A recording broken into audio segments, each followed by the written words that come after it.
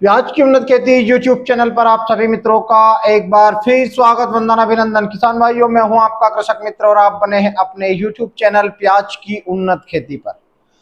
किसान मित्रों, जिस प्रकार से हमने अपने पिछले वीडियो में यानी कि 2 से 3 दिन पहले आप लोगों को सचेत किया था कि मंडियों में बेतहाशा आमदनी यादें आप लोगों ने की, और इधर अफवाहों की वजह से एक अफवाह उड़ाई गई थी कि प्याज का जो निर्यात है उसको बंद कर दिया गया।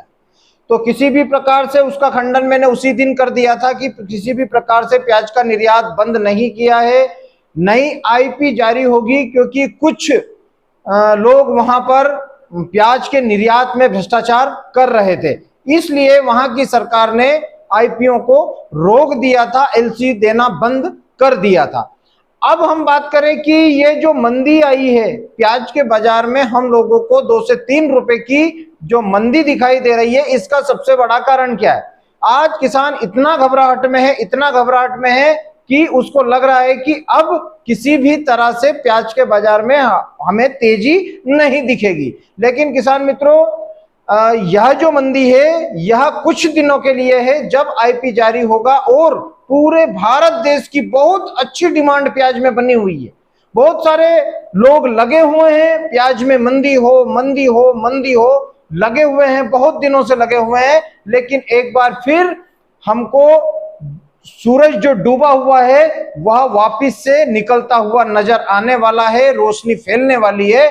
तो किसान भाइयों, मंडी में यदि आप माल को ले जा रहे हैं तो बहुत अच्छी बात है, लेकिन ज्यादा आमदनियां यदि आप कर रहे हैं तो आप लोगों को प्याज का बाजार कटता हुआ नजर आएगा।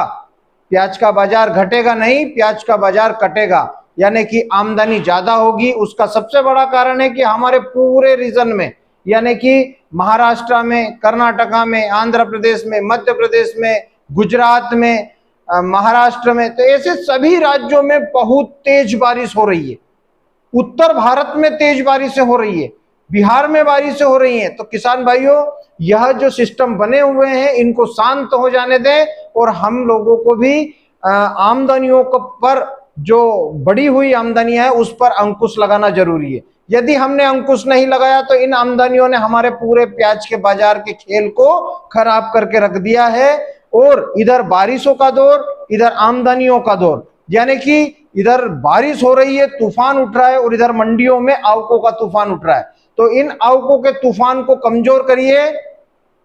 जब बारिशें कम हो जाएगी तो प्याज में एक बार फिर हम लोगों को मजबूती मिलने वाली है। किसी भी प्रकार से घबराहट में, इतनी ज्यादा घबराहट, यदि हम प्याज का स्टोर कर रहे हैं तो इसमें घबराहट नहीं होना चाहिए। यदि आपको घबराहट है, यदि घबराहट पैदा हो रही थी तो आप लोगों को बहुत पहले माल बेचकर निकल जाना था। आप लोग अब ऐसे समय में घबराहट कर रहे हैं जब प्याज का बाजार बनने वाला है। इससे मतलब आप यूं मत लगाइए कि कहीं प्याज का बाजार 50-60 रुपए किलो हो जाएगा।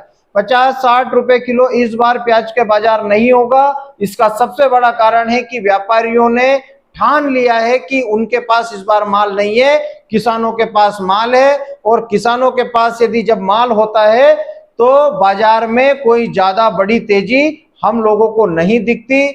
जिस प्रकार से पूर्ति होगी, आमदनियां बढ़ेगी, उस प्रकार से बाजार चलने वाला है। मांग और पूर्ति के नियम के ऊपर ही इस बार प्याज का बाजार चलेगा। किसी भी प्रकार से ज्यादा बड़ी तेजी की आस में किसान मित्र अब भी ना रहें, क्योंकि बाजार बढ़ेगा, 2-4-5 रुपए का बाजार बढ़ेगा, उसको स्टेबल होने के लिए समय चाहिए और किसान उसको समय नहीं दे रहा है। यानी कि बाजार बढ़ता है, यदि हम मंडियों में उस समय पर भी सीमित आमदनी रखें तो बाजार हम लोगों को कहीं ना कहीं अच्छा मिल सकता था। लेकिन जहां पर 2 से 3 रुपए की तेजी बनी, किसानों ने इतनी आमदनियां की, मंडियों में 3 गुना आमदनियां कर दी।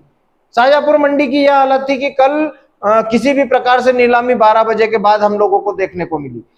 इंदौर मंडी में भी 1 लाख कट्टे के समथिंग प्याज की आमदनी हुई, जहां पर सेंटरों पर माल कम हो गया और मंडियों में ज्यादा हो गया, क्योंकि मंडियों से माल बारिश के समय में हर आदमी यह सोचता है कि बारिश यदि ज्यादा होगी तो हमारा माल खराब होगा, हम व्यापार करेंगे तो उसमें नुकसान होगा।